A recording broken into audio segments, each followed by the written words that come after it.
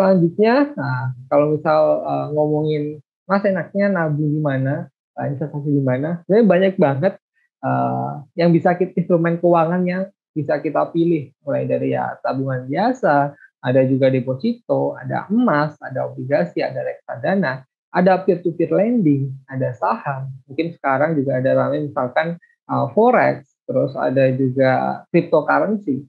Yang penting pastikan bahwa teman-teman paham instrumen investasi atau instrumen keuangan di mana teman-teman mau menitipkan dananya atau menaruh dana tersebut. Alias kalau misalnya dari awal aja teman-teman nggak paham nih proses bisnisnya gimana, terus juga legalitasnya gimana, terus juga mungkin siapa aja orang-orang di balik instrumen investasi ini. Yang ada teman-teman bakal mudah terjebak yang namanya investasi bodong. Soalnya akhir-akhir ini kan juga marak banget kan itu investasi bodong.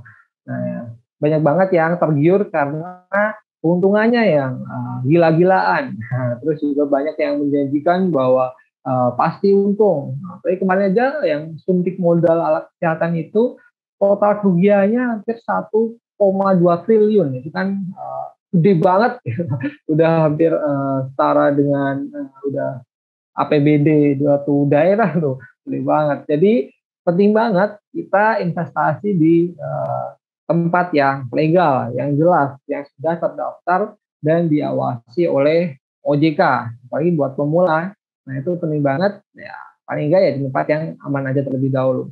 Ya, karena ada juga kan istilah high risk, high return. Semakin besar resiko suatu investasi, semakin besar juga keuntungan yang mungkin bisa didapatkan.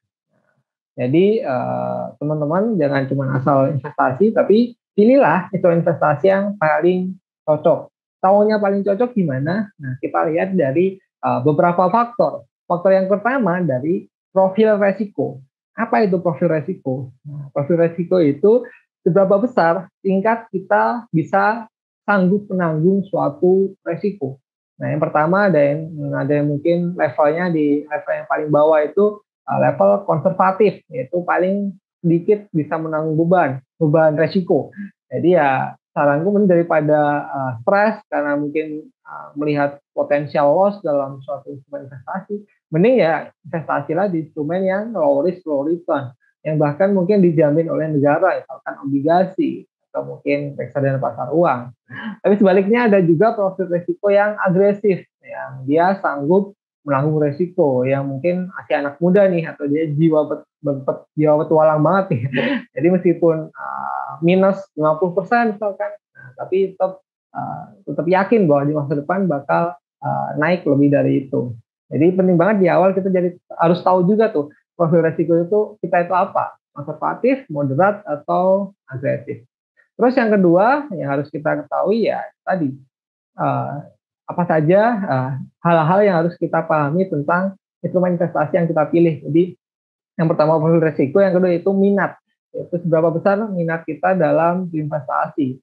Nah, kita harus cari tahu dulu nih alasan kenapa kita harus mulai berinvestasi. Makanya tadi di awal itu di piramida keuangan itu kan ngomongin soal tujuan-tujuan keuangan. Nah, kalau misal kita dari awal udah punya tujuan, pasti bakal semangat nih buat mulai investasi, buat mewujudin tujuan-tujuan tersebut.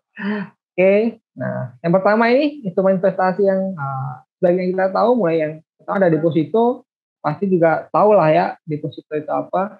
Deposito kan mirip sama tabungan biasa, tapi bedanya kalau misal deposito biasanya ada jangka waktu jatuh temponya.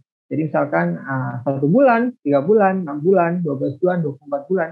Jadi sebelum jatuh tempo tersebut selesai, ya kita tidak boleh untuk mengambil dana kita. Alias kalau misal kita ambil, bisa-bisa kita nggak dapat keuntungan, bahkan bisa kena penalti.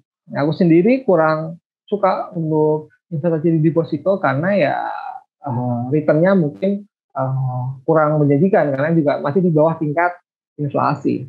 Menurutku kalau misal ditanya instrumen investasi apa yang terbaik, jawabanku bakal investasi pada diri sendiri, investasi lihat ke atas. Karena ini seperti kata Warren Buffett, investor terkemuka di dunia, dia bilang bahwa the best investment you can make is an investment in yourself.